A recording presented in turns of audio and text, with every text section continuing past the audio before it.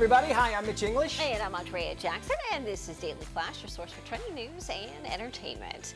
So, were you able to catch the red carpet stuff? I only got to see just a little bit of it, so I didn't get to do a deep dive into it. Okay, a lot of people are still talking about the Hugh Grant interview on the red carpet with Ashley Graham. And she was a model that yes, they used. Yeah, plus-size model. She was on the red carpet doing a lot of the interviews, and she kept asking people, "What are you wearing?" Which, of course, a lot of people are saying, "No, you don't say what are you wearing." If I say, "What are you wearing?" you're going to say, "I'm wearing this suit."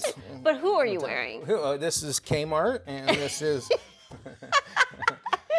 Look, Hugh Grant is notoriously difficult. He doesn't like to do a lot of these interviews, right? So whoever was able to wrangle him into this interview should be the one that really should be fired for their job. But she tried to ask him a few questions, and let's face it, they're on two different stratospheres. 100%. Yeah. And it is something that you have to be ready. You don't know who you're going to talk to. A lot of times, working these red carpets, you don't know who the next person coming up is. You also got somebody talking in your ear, and you have to look comfortable. And I think a lot of it is just making the other person feel comfortable enough to just say, "Hey, what's going on?" That sort of thing. And obviously, it wasn't. But a lot of the questions that she was asking him were really silly. And then she's like, "I love a good thriller. You were in a thriller." He's like, "Yeah, for 3 seconds." Clearly suggesting she's not doing her homework. Right. Which, when you talk to somebody like a Hugh Grant, you gotta know your stuff. Yeah, you be prepared for it, and also get ready for anything. Anything's going to happen, and that's why the good ones are the ones that are really quick on their feet. And they're able to just say, "All right, go with it," and they can play to the camera and also make that other person feel good. And some would argue, look, you get paid millions of dollars. Just buck up and be pleasant and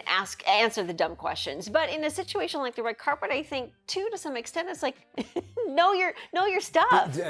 We want people to know our stuff on the red carpet. I know. All right. Well, the girls' basketball team in Alabama is crying foul after being denied their championship trophy against a boys' team. So here's a bit of the backstory for you. The girls' team was told they could continue using a local gym if they agreed to participate in the city's local league. In the end, it was the girls' team versus the boys' league. The girls won, but they were denied the trophy. Some parents, of course, shared their outrage on social media. However, the city later released a statement explaining their decision. The girls were registered as an elite team, which disqualified them for the league's year-end awards, and they argue the girls knew that going in. And anybody would look at this on paper, you would say, well, there you go. Women are not getting that. That's not necessarily the case. And again, their elite team is the best of the best kind of playing, and they were also sharing the space with that. And that was the one condition that they had to be able to do. That was the trade-off. They got to use the gym space, but they had to compete in the league. Do you need a trophy? No. I mean, in this world where everybody needs trophies, What are you going to do with that in 10 years? Tell everybody you beat it. Right, exactly. Hey, look, we won. Yeah. Hey, there you go. Actor Seth Rogen, he's making headlines after he discussed how reviews affect creative people during a recent appearance on the podcast The Diary of a CEO. Rogen explained that self-doubt is the common trait amongst creative types, and he admits that bad reviews can take a toll. Host asked Rogen how he was able to deal with all the negative press surrounding his movie The Green Hornet, and he said, despite the poor reviews, hey, it opened up with $35 million. Hey. Rogen admitted it was his biggest box office debut, and that's where you have to go. You take your... And he's actually a creative force when it comes to producing things. I think he produces more stuff now than he does any stars in. Writes and produces, right? Yes. Doesn't he write a lot of his stuff, too? He does. He's in a lot of it early on, like Superbad, was kind of based on his own life and that sort of thing. Really? I didn't know that. Well, look at Seth, the other Seth. Seth Meyers? No. Seth. Help me out with this. Seth Farr? No, Seth. Okay, let me just move on. Yeah. He looks just like it. It's Seth not MacFarlane? No. Everybody quit saying names in my ear. I'm trying to think. Sounds like. He was, anyway.